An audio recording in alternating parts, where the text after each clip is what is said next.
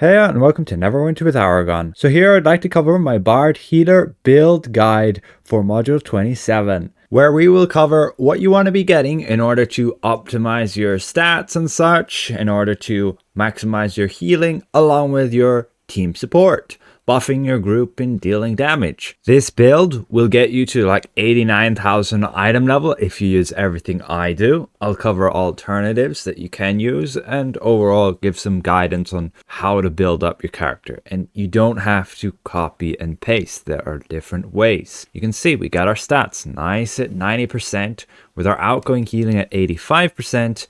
And when we play a song for 10 seconds, we gain 5% outgoing healing boost, and thus we gain the 90%. So green 90% on all healing stats. Again, this build is orientated towards endgame, but it should help you a lot even if you're still a newer player on what to use, how to play it, and what you should be working towards. There'll be timestamps on the play bar below where you can skip to any section you're most interested in. Now, first of all, our powers. I generally go with this setup to heal the majority of content. Let's discuss why. First of all, our at-wills. You're mainly going to use Arpeggio just for a quick big heal. With this feat, it's like 500 magnitude. It'll be just something you may need to top somebody off really quick. And you will use it in combination with this enchantment, Refulgent Fortification, to give somebody the movement speed buff and the damage reduction. So for example, the tank, when he's about to take a big hit, you'll see that buff just up there after you cast the little at-will on them. Our other at-will, we mainly use this because of our buff abilities, the Vistani set and the Illustra's Grace. Both require us to cast an AoE damage ability that hits only one target. So we use that Air of Effect at-will, and when we're against a boss, we'll then trigger these effects on the boss, causing our allies to deal a lot more damage. Very, very useful. And you'll want to be pretty close to the boss for like this armor to give them an even further increase to damage by reducing the enemy's stats. Going to the encounter powers, you use Flourish, and you want to use it every time you're going to go cast like your songs.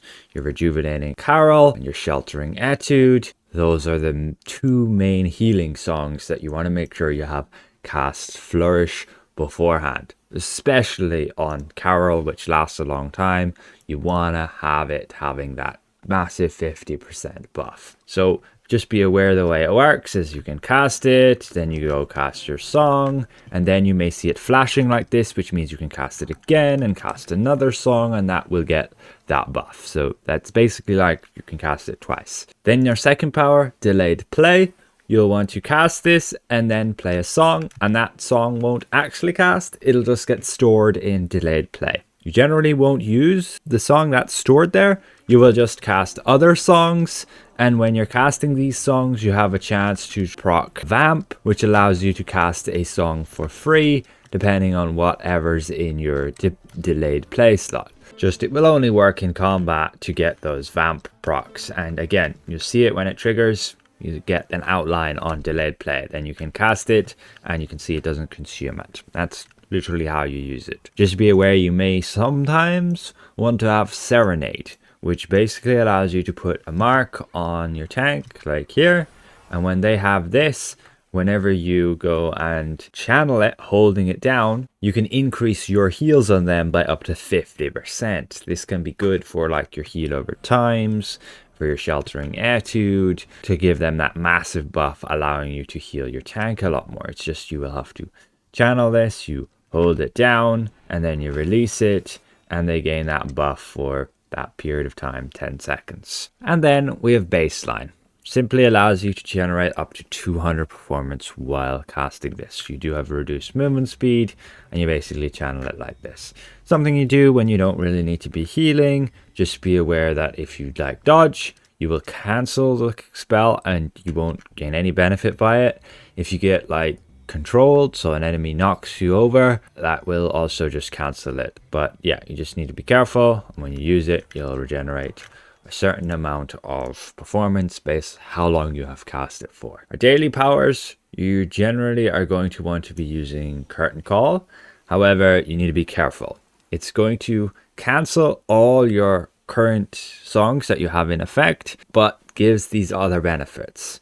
Like if you have Blaze Flamenco up, it's going to consume that song, restoring 100 action points to anybody who was affected. Rejuventaing Carol is going to give everybody an 800 magnitude heal.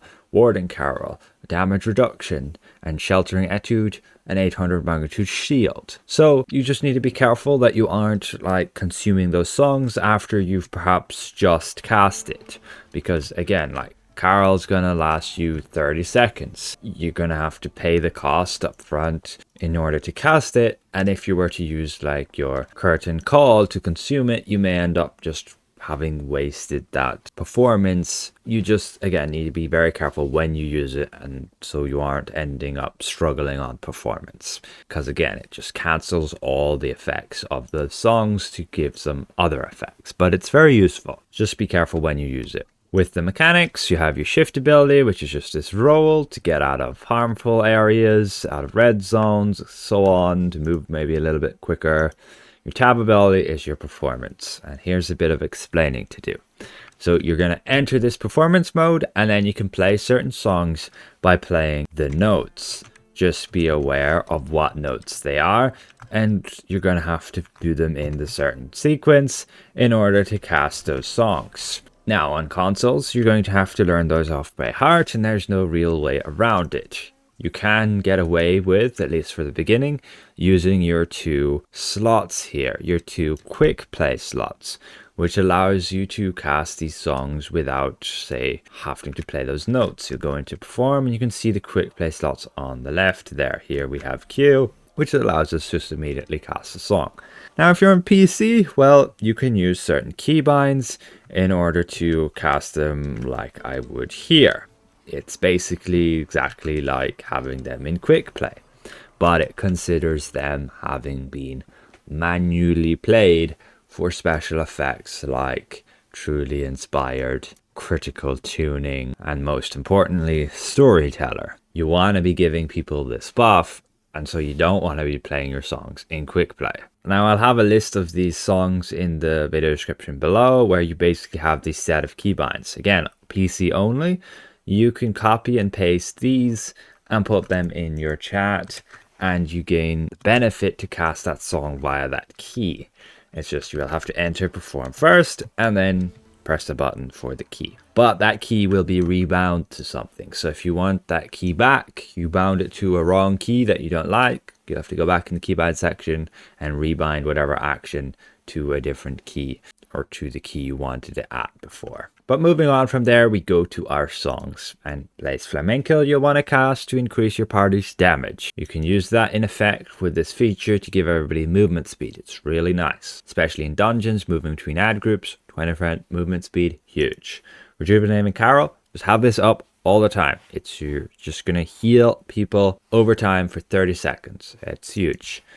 Defender's Minuet, you'll want to cast to just quickly heal somebody. It's a combination of keys. It's very simple. It's just 446677, and you immediately heal the person who's on the lowest hit points. But just be careful, if you have Serenade slotted, you have somebody marked, then this will always go to that person. So if you need to always heal the tank a lot, you can have Serenade on them, and then this is always going to go to your tank reliably. Otherwise, you can use your delayed play there. Warding Carol, you're going to use to remove negative effects. So it's your cleanse ability. Very nice. Huge area. Lasts 10 seconds. And then Aurora Fantasia, you generally just won't use. However, you can use it to get action points. So when there's lots of enemies around, you can cast this song. You have to be in combat.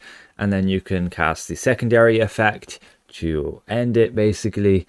And then you gain lots of action points depending on how many you've hit. You do the same with Blaze Flamenco.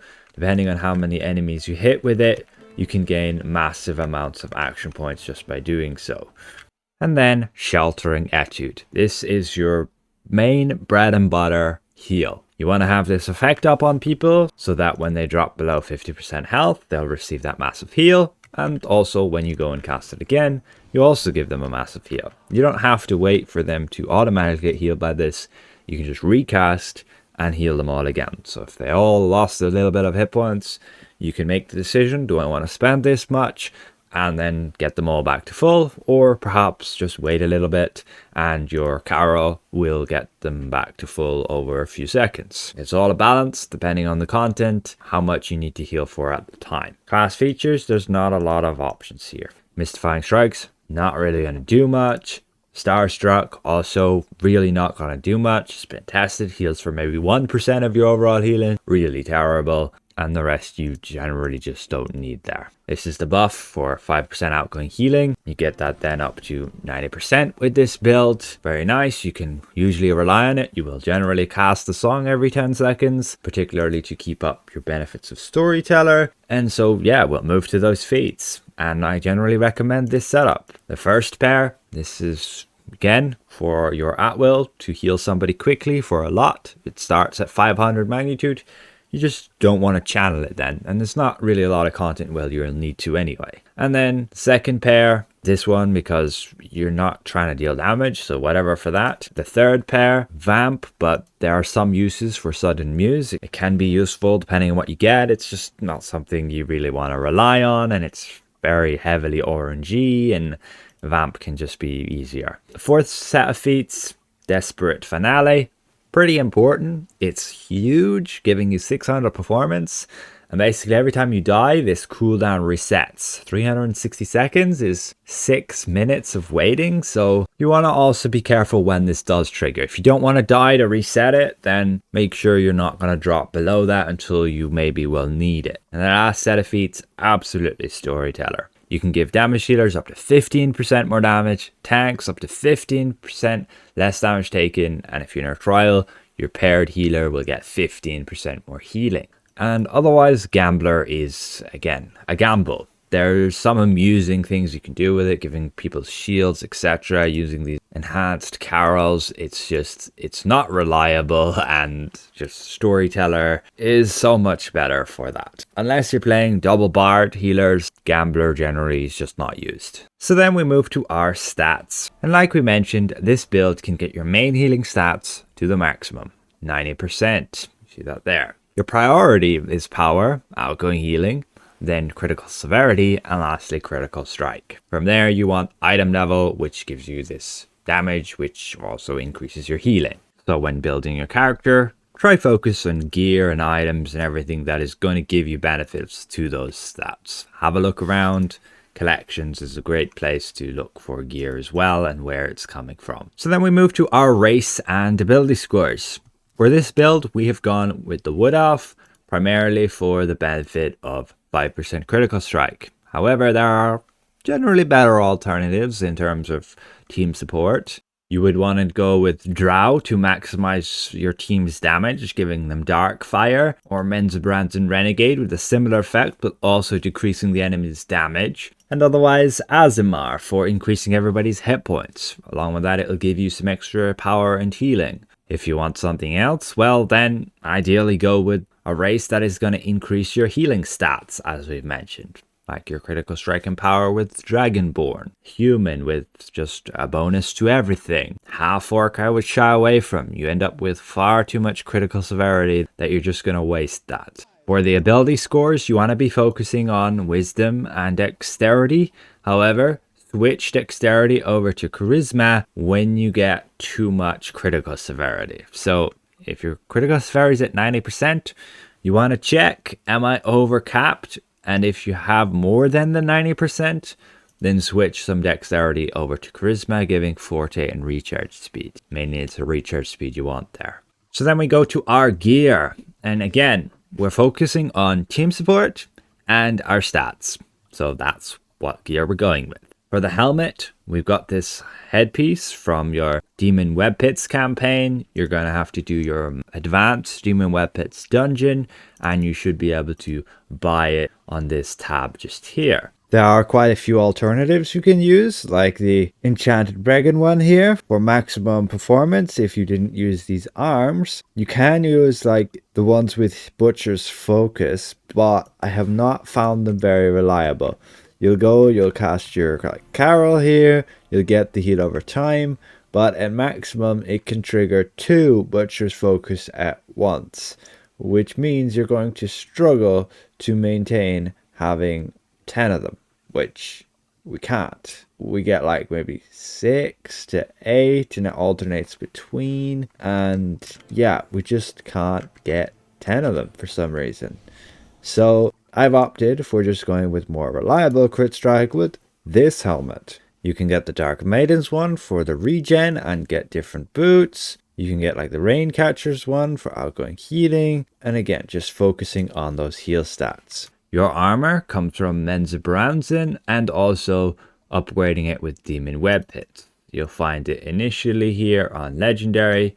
You just have to run the campaign and you can buy it, and then running the Demon Web Pits campaign, you can upgrade that to Mythic. And it's just huge team support. It just requires you to play right next to your enemies though. Alternatives to this is just ones with stats. So you get like Tactful Leathers from your Dragon Hunts. Before that was Bone Devil's Ribcage from Avernus Hunts. And you could have healing ones here instead, also from like Dragon Hunts, or even the Serene ones for Crit Strike from Dragon Hunts. Dragon Hunts are fairly easy to do. You can do them at any time, regardless of your item level. You just need to get a decent group of players to play it. The arms, these are from the new trial, Moondancer, and just gives you maximum performance there. Alternatives to these would be like Serene Mitts from Dragon Hunts with the power. For the weapons, we have the Duergar ones to support our team, giving them extra damage resistance, and increasing outgoing healing. An alternative to the Duergar ones is the mastered ones. They'll be probably much cheaper, and you'll just need to get these from the auction house. The boots, again from Master Moondancer. Alternatively, you can get like Abyss ones here for support of your team. You can get these Abyss ones here for stats if you need, and otherwise even the Bregan ones if you need crit severity. For the neck and the waist, we have the Vistani set. This again, when we use an AoE power, gives that effect to our enemy, making them take increased damage so our allies can deal more damage against them. It's just really good. You'll usually want to get it from the auction house, otherwise from the Ravenloft campaign. Otherwise, there are like the Marilith set here you can make use of. You will just have to switch your Atwill over to like Reprise or Flesh to get the extra hits. If you just want extra healing, there's the Trickster's Gift set from the auction house, or even the Tiamat set from the auction house. Or you can go and do your advanced Moondancer and get the artifact set, the Spelljammer one. You get the artifact and then you get like the neck and the waist, and it'll just give you some forte and healing whenever you use an encounter power. And you'll want to then like usually just play and cancel baseline to maintain it. Not as feasible, and generally just don't recommend on the Bard. For the rings, we've got the Illustra's Grace from Master Temple of the Spider. Alternatively, you can just complete the Demon Web Pits campaign and get the ring there from that box. And it just, again, supports your team, exactly like the Vistani set. They're a great match. You can go with that at will, Phantasmal Concerto. Then the ring from your Master Moondancer again with the outgoing healing. Alternatives would be like your Scintillant Restoration Ring for the outgoing healing, your Glowing Restoration Ring for the outgoing healing, or you can use again ones with those stats like Illustrator's Obligation, Soothsayers from Dragon Hunts. And otherwise, if you don't need the outgoing healing there, or you don't need the Illustrator's Grace Ring because somebody else is using it, don't be afraid to use like the Opal Ring to increase your multi-target heals. For the shirt, this again from Master Moondancer, but alternative is very cheap. You can just get the Tarnished Shirt of the Dragon Cult with the outgoing healing. You should be able to get that from the Dragonbone Veil Zone mini bosses or from the auction house. The trousers, also from the Demon Web Pits campaign, doing the heroic encounters. You can get it on the auction house, or you can get your new seals of the spider and you can purchase it with the seals just to give you the power. So that's it for the gear. We're going to go and move to our enchantments. This is the setup we're going with. It only matters in offense here. We got 2 Jades, 2 Garnets, and in utility, a Jade. For defense, use whatever, but the best would be Garnets for defense. For the overloads, we got a Devil's Precision for the crit strike. As the secondary one, there's just not a lot of great options. You could use a White Dragon Glyph for an extra bit of healing if you wanted to, but it contributes to very, very little. Combat enchantment, Mythic Refulgent Fortification. You could use a lightning flash instead if you needed the crit strike. Bonus enchantment, I like my movement speed, so that's going there, but yeah, again, you could use recharge speed or action point gain, not a big deal. For the artifacts, we just got high item level ones. So we got like the Spelljammer one there, the Crystal of Soul's Flight, the new Astral Seed one, and then to complete our set, of course, the Taroka deck. In terms of your primary artifact, you do want one, again, to support the team. So one of these from the list, ideally the top 10. Try not use the same as somebody else is using, so you'll want to have a bit of a selection. From there, we go to our companions. As your summoned companion, you want to use one that's going to support the team. Recommend as the healer, Portobello, Tutor, Dritz. These top 6, 7, 8 here are generally what healers want to be going with. Along with tanks, check what they have and don't use the same one. For the companion equipment, this is a bit older stuff from like Crown of Keldagon. You can go get the newer stuff from the new campaign, Light of Xeraxis, just by farming the currency, and make sure to get the ones with critical strike and outgoing healing. Then for your companion enhancement, again, you'll want one to support the team, so you'll generally be going with one of these. Now you won't be attacking an awful lot, so you won't exactly have a very high uptime, so you don't want to be taking a very important one. But moving on from there, companion bonuses we have are all these: the Golden Boulette, Black Dragon Ironstone, or you can use Grumpf instead from the Battle Pass, Tamed Velociraptor, Quickling, and the Fawn. There are quite a lot of alternatives. Again, we're just focusing on our healing stats. This is the combination we needed with the gear we have to get to 90%. Here is a list of a bunch of them that you could use instead.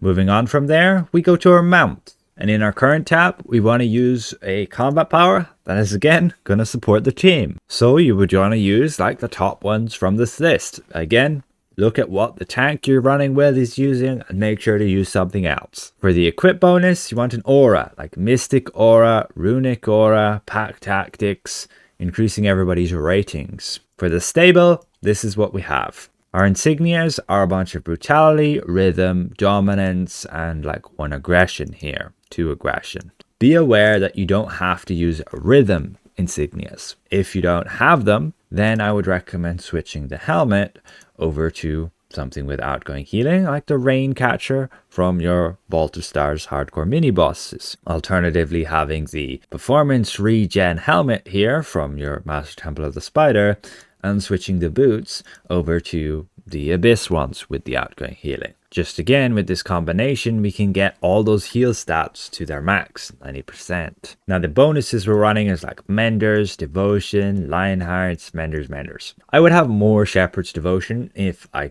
could, if there were more 4-slot mounts that could have it, that at least are accessible. These are the mounts I had, and to be honest, it doesn't matter so much. Using Menders to get some more heal stats, mainly to get the outgoing healing there. You can stack 3 of them, that's the maximum. A Lionhearts for the clutch heal when you drop really low. If maybe your sheltering entry doesn't kick in, then this will. And then Shepherds for the movement speed buff to teammates, along with increasing their defense. For the collars, the only real one to worry about is outgoing healing and crit severity. And forget about the rest, and don't worry about upgrading them to Mythic. They'll do just fine on Epic. Then we go to our boons. In our campaigns tab here, you'll want to be getting all the ones with the heal stats. So that's these: crit strike, power, crit severity. You want to get the movement speed as you go up there as well. And then you need to unlock advanced boons. So we'll just spend, I guess, a bunch on lingering potions, because why not? And then we can get our outgoing healing. Importantly there, we can get some Forte, and then we need to get 60 spent, so we have 53 at the moment. We get some recharge speed, and then we're at 60, and then we can go and get Blessed Advantage and also Blessed Resilience. Both of those will help you a little bit. We can go then like action points after that, and otherwise just get, hit points and defense stats. These blessed boons, particularly the Blessed Advantage, will help you out. Unfortunately, the part where it says when you heal somebody doesn't work the way you think it would. They used to work where if you had the boon and you healed somebody, you could give them the benefit. Unfortunately, only you gain the benefit. And since you're healing quite a lot of people, like with your Carol all the time, you can gain this benefit very, very easily for yourself, giving you 6% power. And so you can rely on that to give you the 90% power, as its uptime is super, super high with a heal over time. Moving to the stronghold, this is our setup. And so lastly, we go to our consumables and buffs. So what we're using on this build is Flask of Potency, Squash Soup, Wildstorm Elixir, and Zurek for the outgoing healing guild food. You can use an Invocation Blessing for some defense stats if you want, but not something I would rely upon. With a belt item, a Stone of Health if you really need that clutch heal. Otherwise, you could just run potions and you'll generally be fine healing yourself. And then we have a Wondrous Dragon, mainly for the 3% action points. You could have a legendary one here for the similar benefit. There's just nothing great for healers at the moment, and it's only a minuscule gain of action points. I would not worry about it at all. And then we run the Forger's Box, ideally which you upgrade and can give you 3% power maximum. And that is ultimately it for the entirety of my Bard healer build. You can very easily heal people through all content. Okay, not so easily, as it's a little bit more effort than some other healers. But once you get the hang of things, you shouldn't have too much trouble. So hopefully this is somewhat insightful to you guys. Helps you Bard healers out there. Again, this is a min-max build. Don't think you need to copy everything. There's a lot of alternative ways to make your build. You can sacrifice some team support for personal gains in terms of healing. That is okay. Just go with whatever you're comfortable with. Massive thank you again to all of these channel members for their added support. I want to see you guys around. Goodbye for now.